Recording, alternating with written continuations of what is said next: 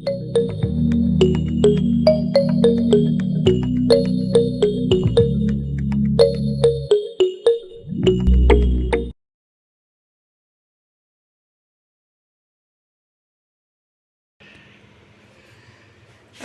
আলাইকুম। Creativity kitchen corner থেকে আমি তারানা। আজ আপনাদের জন্য নিয়ে এসেছি অত্যন্ত সহজ একটি রেসিপি, মটরশুঁটি দিয়ে ডিম রান্না। যারা সার্ভিস হোল্ডার, অফিস থেকে এসছেন, খুব টায়ার্ড, রান্না করতে ইচ্ছা করছে না, তখন চটপট আপনারা এই ডিম দিয়ে মটরশুঁটিটা রান্না করে ফেলতে পারেন এবং অত্যন্ত ইজি একটি সহজ রেসিপি আমি চটপট করে ফেলবো। এখানে আমি 6টা ডিম নিয়েছি, সিদ্ধ করে একটু কেচে নিয়েছি। আচ্ছা, আমি চুলোটা জ্বালিয়ে নিচ্ছি। তাওয়াটা ততক্ষণ গরম হতে থাক। লাগবে আমার এখানে কুচানো পেঁয়াজ হাফ কাপ, টমেটো পেস্ট এখানে অল্প করে দিব আমি, এই 2 টেবিল চামচ। আদা রসুন বাটা, ডিমের কারিতে আদা রসুন বাটা খুব একটা যায় না, তারপরে আমি 1 চা চামচ মতো দিব। দিচ্ছি পরিমাণ মতো তেল।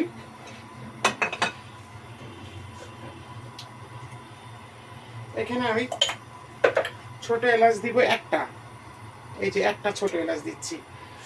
দিচ্ছি গোটা জিরা, খুব সামান্য, একদম অল্প মশলা রান্না হবে। এখন আমি, বেশি পেঁয়াজ দেবেন না, অল্প।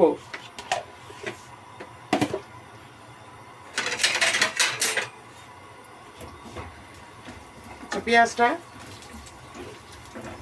শ্যালো ফ্রাই হতে থাকুক, আমি এর মধ্যে ফিরে আসছি। আচ্ছা ভিউয়ার্স, আমার লাগবে মরিচের গুঁড়া খুব সামান্য, ধনিয়ার গুঁড়াও 1 চা চামচ, মরিচের গুঁড়া 1 চা চামচ, লাগবে গরম মশলার গুঁড়া,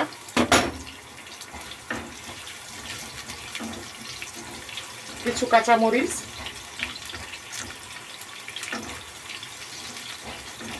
একদম কাঁচা পেঁয়াজের উপরে মশলা দিবেন না, পেঁয়াজটা একটু বাদামি কালার হলে তারপরে। ভিউয়ার্স, আমি ডিমটা পেঁয়াজের পাশে ভেজে নিচ্ছি।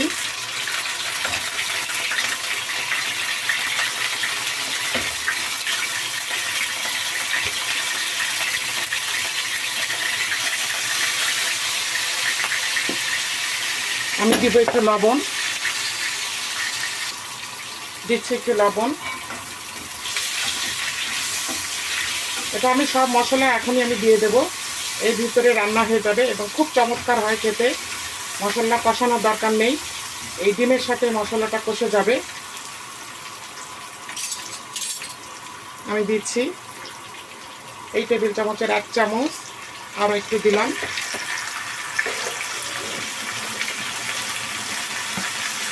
টমেটো পেস্টটা দিয়ে দিচ্ছি, এটা অবশ্যই দিবেন, না হলে যদি টমেটো থাকে এমনি আস্ত টমেটো ওইটাও দিতে পারেন, কিন্তু কুচি কুচি করে কেটে দেবেন। ভিউয়ার্স, রান্নাটা একটু মন দিয়ে করতে হয়, তাড়াতাড়ি রান্না কোনোদিনও ভালো হয় না। কিন্তু তার মধ্যে শর্টকাট করতে হবে, কেননা যারা হাউস মেকার আছে তাদের যদিও একটু সময় থাকে, কিন্তু যারা চাকরি করেন তাদের কিন্তু সময় নেই।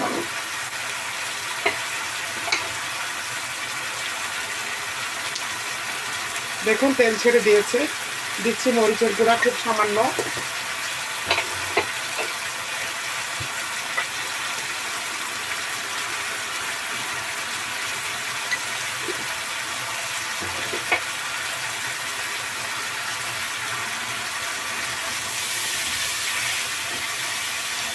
কালারটা খুব সুন্দর এসেছে।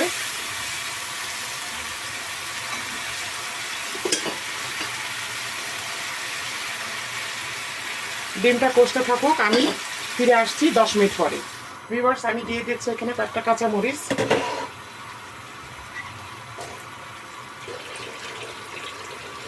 আমি বলেছিলাম যে মটরশুঁটি দিব, বেশি না, মটরশুঁটি একদম কম, এবং দেওয়ার আগে ভালো করে ধুয়ে নেবেন। মটরশুঁটিতে অনেক ময়লা থাকে, মটরশুঁটি গলতে একটু সময় লাগে, ওই জন্য আমি এখনই দিয়ে দিলাম। এটা অপশনাল, আপনারা দিতেও পারেন নাও পারেন, অনেকে মটরশুঁটি খেতে পছন্দ করে না।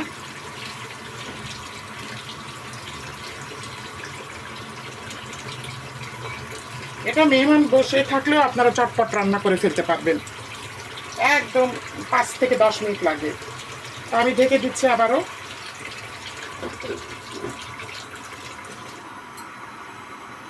ভিউয়ার্স দেখুন, আমি আবার একটু লবণ দিচ্ছি, যেহেতু মশলাতে আবার লবণ লাগে। দিচ্ছি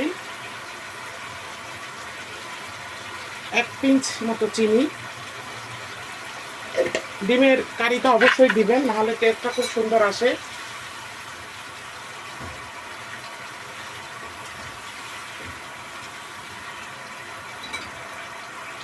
এখন আমি দিব দারচিনি আর জিরা, এটা একটু গুঁড়ো করে রেখে দিবেন বাসায়, এটা তরকারির টেস্টটাকে বাড়িয়ে দেয়। এটা আমি একটু দিচ্ছি, সামান্য একটু পানি দিচ্ছি।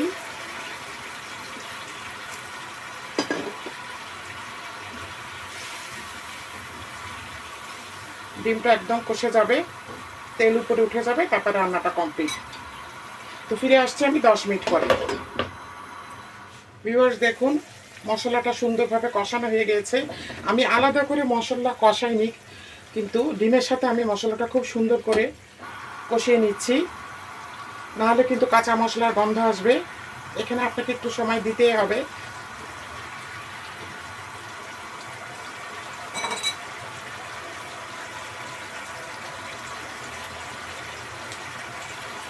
আমি একটু ঝোলের পানি দিয়ে আরেকটু পানি দিচ্ছি, মশলাটা যাতে ডিমের কাইতে যাতে কাঁচা মশলার গন্ধ না থাকে। বাস, আর কোনো পানি দিব না। এই পানিটুকু টানিয়ে টানলে, তারপরে একটু তেল ছাড়লে আমি রান্নাটা কমপ্লিট হয়ে যাবে। এখন আমাকে 10 মিনিট অপেক্ষা করতে হবে। ফিরে আসছি 10 মিনিট পরে। ভিউয়ার্স, আমি ফিরে আসলাম 10 মিনিট পরে। আপনারা যদি একটু ঝোল রাখতে চান রাখতে পারেন। এটা খিচুড়ি, সাদা ভাত, পোলাওর সাথে খুবই ভালো যাবে। আমার ক্রিয়েটিভিটি কিচেন কর্নার চ্যানেলে ডিমের অনেক রেসিপি আছে, ইচ্ছা করলে আপনারা ঘুরে আসতে পারেন। ডিমের কোরমা, ডিম দিয়ে আলু দিয়ে রান্না,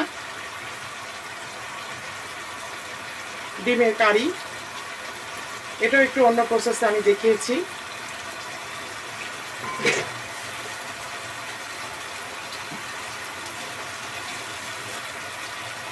এখানে আমি কয়েকটা লাল মরিচ দিয়ে দিচ্ছি, তো আপনারা ইচ্ছা করলে দিতেও পারেন, না পারেন।